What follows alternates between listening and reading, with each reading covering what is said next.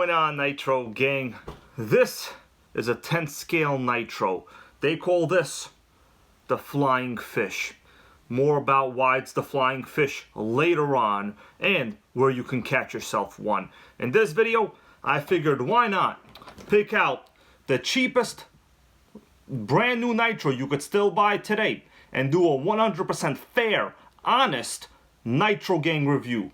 I have compiled a list, and the list is right here, handwriting on my notepad. There's the good, there is the bad, and then there is a part that I am not 100% sure about.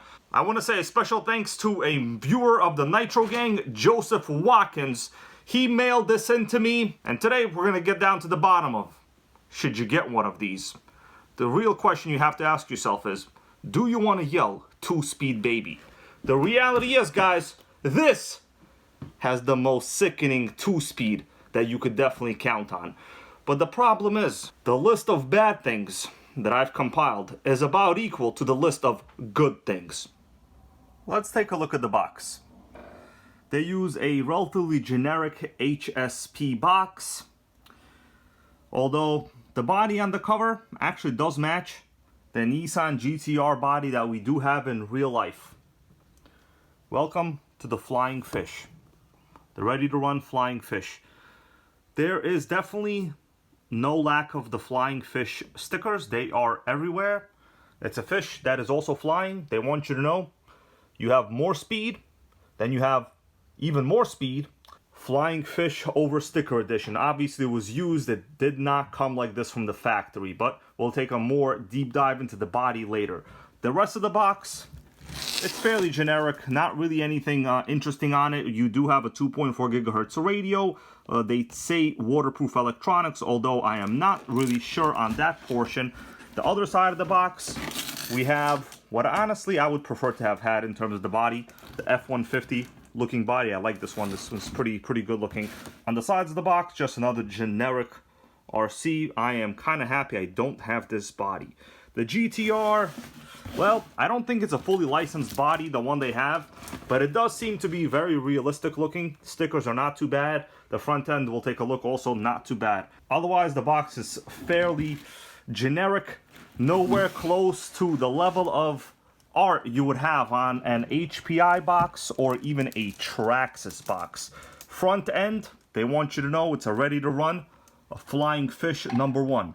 There must be more than one flying fish, I don't know. But if you have flying fish #2, guys, let me know. Let's begin my review with the good items. Then we'll go on to the bad. And then the items I am not so sure or have not reached a conclusion yet that could be subjective. I will go one by one. And the first good thing about it, it is the cheapest ready-to-run 2-speed 1/10 scale Nitro touring car you can buy. At the time of recording this video, I am able to find one for about $250 something, of course, plus tax. It is including the starter kit, which, you know, technically if you were getting your first Nitro will cost you about an extra $25 to $30. You'll get some glow plug wrenches, and you can get glow driver and just some basic tools you need for RC. So the good first thing, it is the cheapest brand new Nitro ready to run you can buy. The next item will require removing the body shell. Let's take it off. The next good thing, and some people might dispute this, but personally, I think it's not really a good dispute. I will say, this .18 size VX engine is not bad at all. I'm going to give you a good little look around the motor.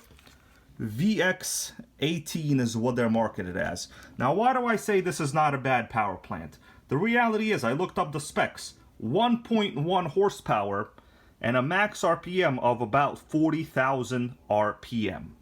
Rotary carb, also relatively easy to use. And you do have a 2-needle adjustable carburetor.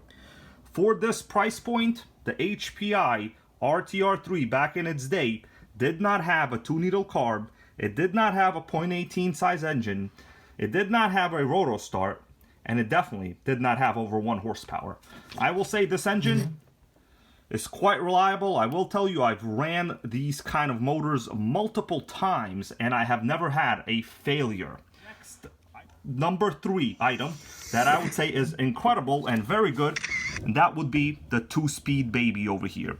You could tell the gears are in great condition. And over there to the right, you're looking at the 2-speed clutch. This thing is very adjustable. Now, just a little while ago, I went outside and I tested out the 2-speed because, well, I did want the 2-speed on the list of the great items.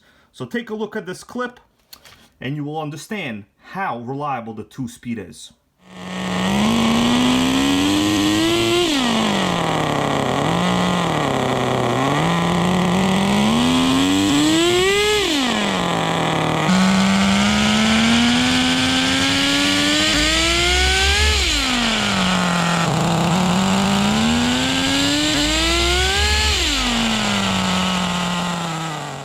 Item number 4 that I will classify as good is the fuel tank. Now, what makes it good? It's one simple thing. It holds a vacuum quite well. It has a normal size O-ring, it does not leak, and the spring on the cap is fairly adequate in my opinion. What could have made it better? I would not have turned down a built-in primer. But this tank is good, and you can get them easily for like about $10 on Amazon or eBay. Moving on to item number 5. Another good item on this chassis. Check this out. We got ourselves a built-in carry handle. That's right, guys. Something like this, many people take for granted. But a carry handle, in my opinion, is something that I would give a major thumbs up to. I like the carry handle. The last item that I will say is very, very important for any RC. Needless to say, whether it's nitro or electric, it doesn't matter. And that is spare parts and upgradability. This is an old style HSP chassis. There are a ton of aluminum upgrades for it. There's also a ton of inexpensive and easy to access and get plastic upgrade parts. Now, there's a reason why there's a ton, and that is actually going to be on the bad list in just a second. Collectively, I have come up with 6 relevant items that I think are admirable or good about this chassis. And if you want, please add your comment on a couple more good items that you think are relevant, and maybe I will update this video in the future. The first bad item, you're looking directly at it. It is the body. I will say the design is not too bad. I don't really particularly care about licensing. I don't care about the stickers. What I care about is material. We already have a crack that is forming right here. HSP Exceed, all of these cheaper cars, they tend to have PVC material bodies. That is not Lexan. Now, here's a box from the original Traxxas Fortec. This is the electric version. This came with a nice Lexan body. Unfortunately, Exceed HSP, they come with a PVC body.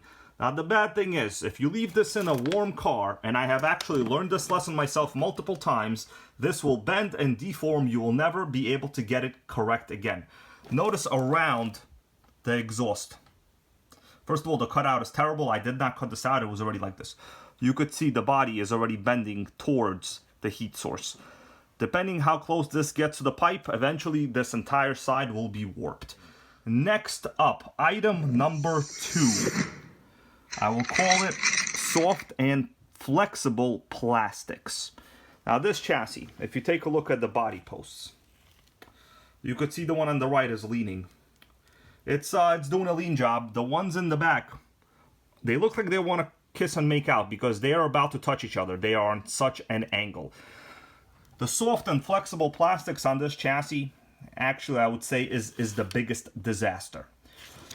You could easily flex things, including shock towers. I could easily move this thickest part of the shock tower like that with my hands. Absolutely no problem at all. Now, it doesn't seem like that big of a deal.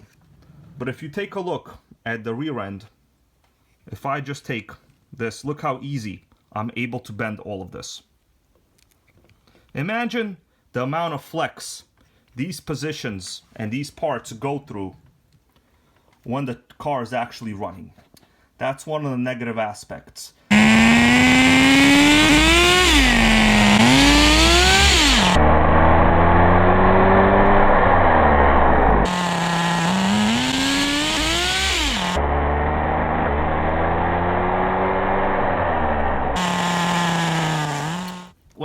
it looks like the suspension geometry is still okay, but depending on how bad and how fast you want to go and how rigid you want your chassis to be, I would say extremely soft plastics like I just showed here is not very good. In reality, it's significantly worse than I'm making it out to be. I'll tell you guys why. I've actually spent a good amount of time on this chassis trying to get the steering to be fluid. The problem is, these plastics are so low grade, I think the materials themselves have swelled and now they no longer fit well on the metal ball ends that they're supposed to be on. I've actually had to unscrew all of these screws on the upper deck about half of a turn because the materials they provide way too much friction for the front end. Flexibility is good, but I'm telling you guys something. Flexibility in the steering system, that is not good. Flexible body posts, not the end of the world. But flexibility in all your steering geometry and components will eventually lead to insane friction. I am at the point where if you drive this car, guys, the steering system itself doesn't even turn back fully. Now, the servo is fine. I have no reason to think that it is the servo. It is just that over time, the plastic components themselves have swelled and I think have created extra friction. You can see I've already done the best I can. I've even put grease and oil on all of the metal to plastic components, and they are still not extremely good. Next bad thing about this chassis, and once again keep in mind the bad things are relatively easy to upgrade, but I am making my decisions based on what I see in front of me and the way this is equipped. 90-degree header, about the worst thing you could have if you want to have a nice high flowing exhaust in order to get more fuel in and get those higher RPMs out of this engine. Not much different from the older HPIs. They also used to use a 90-degree header, easy to upgrade, but in the ready-to-run condition, I will say the 90-degree header is quite terrible. Now, on the header, as I get closer to the gasket, it seems the gasket has warped and become what looks like putty. I don't think anybody ever removed this original exhaust gasket. I think over time, this is just how it became. Fairly easy to replace if you can get yourself another gasket for a 0.15, 0.18 size small block engine. Simple upgrade, but the header is going to be classified as a bad element on this. The next item that I would classify as not awesome and bad, it has to do with the hardware. All Phillips screws everywhere. All Phillips screws. And if you're asking yourself, are they good quality? The answer is no. You could tell I have replaced the motor screws with more modern screws. Now, yes, they do not match, but that's all I had available. We have a 2mm and a 3mm. They are machine screws. They're fine stainless steel. Not very good. Phillips hardware all around the chassis. Another item, I will say, not my favorite. All of these cars, generally no matter what condition they're in, the cooling head will almost always have anodizing that is just flaked off or removed. Now, this does not look like it was ever flipped because the aluminum looks fairly clean over here to me. It just over time, the anodizing they use on these heads is not phenomenal. This is not a powder coated. This looks like a painted head to me. Maybe a cheaper version of some kind of anodizing. We've covered the good, we've covered the bad, and now let's talk about the two items that I think might need more long-term testing, and they are items that I have not 100% reached a final conclusion. The first item I would like to talk about is the differential strength. I'll be honest with you, I have a lot of oil just leaked out, guys. A lot of oil just leaked out. That was from my 2-speed baby yelling just now. I have never stripped a diff in any of these nitros, but of course, I'm not trying to kill them when I'm running them. In my opinion, I have not reached a conclusion on that matter, and therefore I will recuse myself and not form an opinion on the strength of the differentials. Next item, servo power. You know, servo power is one of those things that could make friendships last. And it's one of those things that will piss off your best friend. Some people want the most crazy amount of servo strength ever in the world. me personally, I am content with one element. I only care about when you're driving straight, does the servo center itself. Let me turn on the electronics, and we're using the included 2.4 gigahertz radio. Let me show you the steering as it is with the factory servo.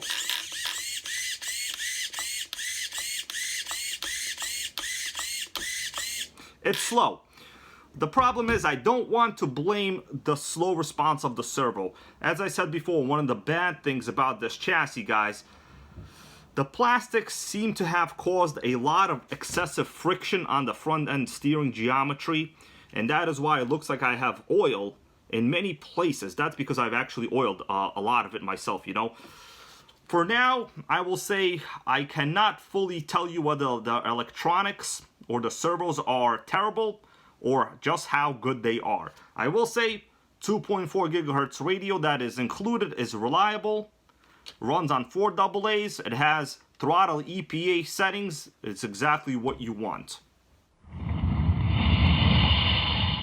I hope you liked what I had to say. If you guys have any comments, I always appreciate and read the comments you put in all of the videos. They are important to me, and usually I do learn a thing or two. There will be a test drive video on this chassis quite soon once I figure out just how bad the steering actually is, because for me to do a good driving video, I need the car to go nice and straight. If I cannot figure out what the problem is with the servo itself, the steering geometry not holding a straight line, I am not compelled to yell 2-speed baby, because that is dangerous. If I hit something in the process, I'll be devastated. This channel, as you guys have seen over the years, I appreciate RCs for what they are. Good, bad, no comment, it doesn't matter. The end of the day goal for me is to make another Nitro great again. And if you guys appreciate what I do here at this channel, please consider becoming a channel member and help me make more Nitros great again. See you guys in the future. Thank you all so much for watching. I will be out yelling 2-speed baby with this in the near future.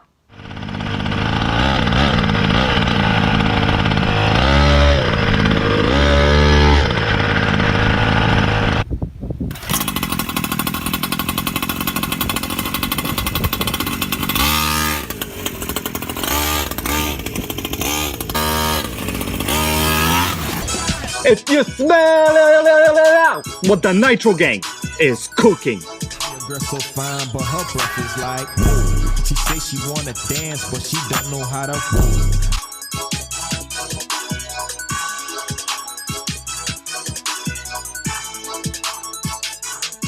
Nitro World Order. Nitro World Order.